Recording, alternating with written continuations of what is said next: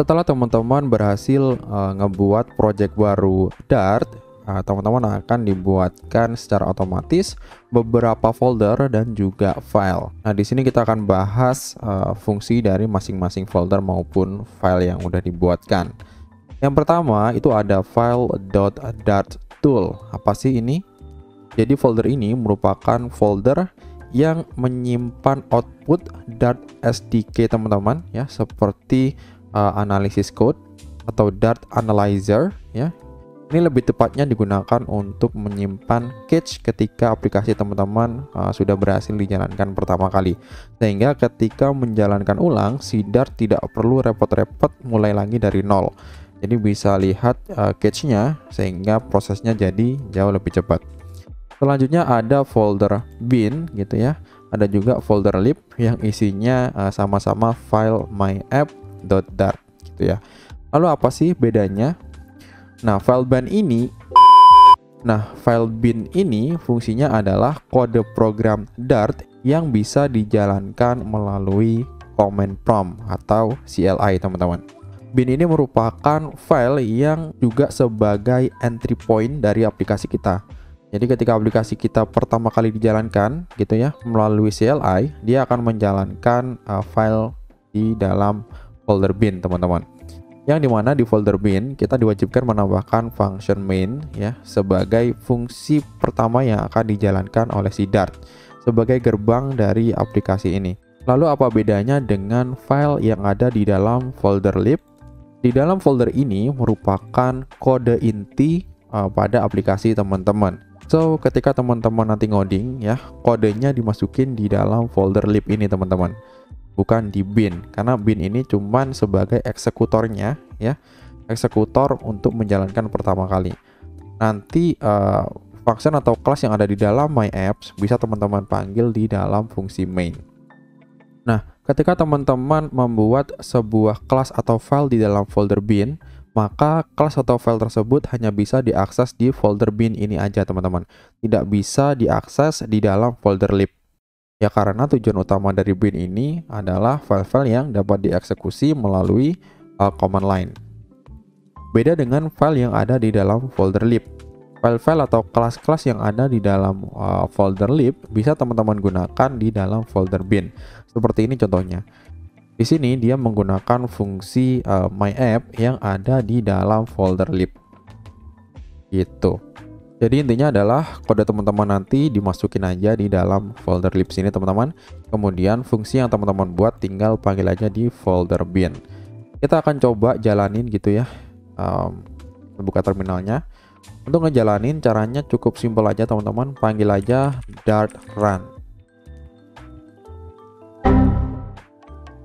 Ini kenapa nggak bisa? Kita coba cek lagi. Sorry, kita belum masuk ke dalam folder myapp ya, teman-teman. Kita masuk dulu cd myapp, kemudian panggil dart run. Dia akan mengeksekusi dan akan menampilkan hello world dengan total hasil calculate-nya di sini gitu ya.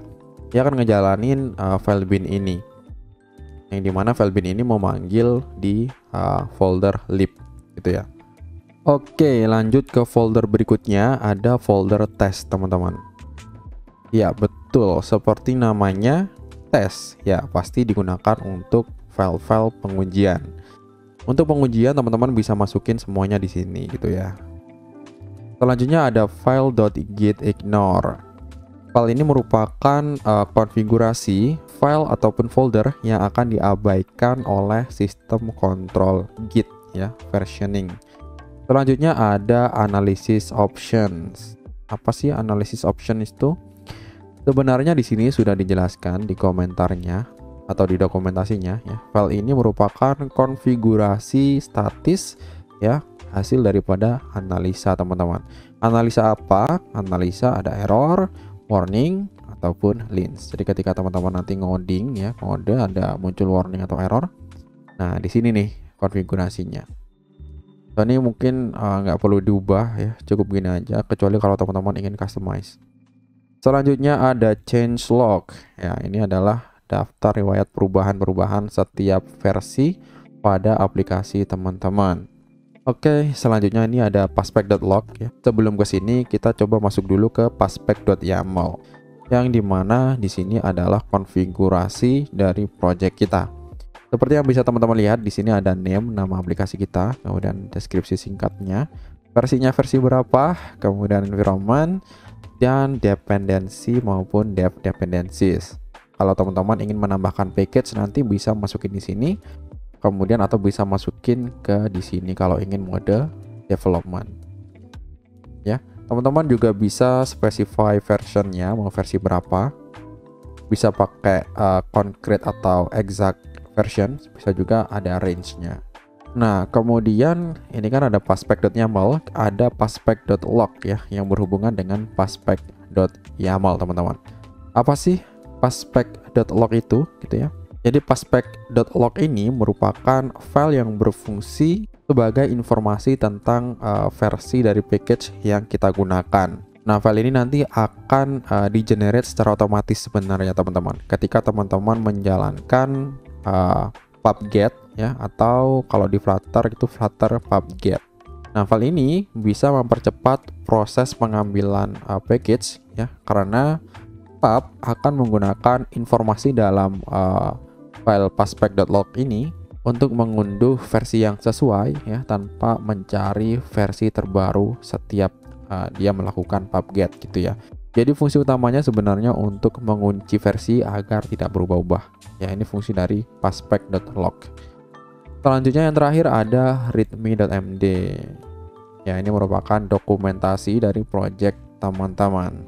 Informasi yang ada di dalam readme ini berguna sekali untuk para pengguna atau developer lain atau kontributor dalam project teman-teman. Mungkin untuk struktur folder itu aja teman-teman. Nanti di video berikutnya kita akan ngebahas lebih lanjut tentang kode di dalam file bin maupun library. Sampai ketemu lagi di video berikutnya.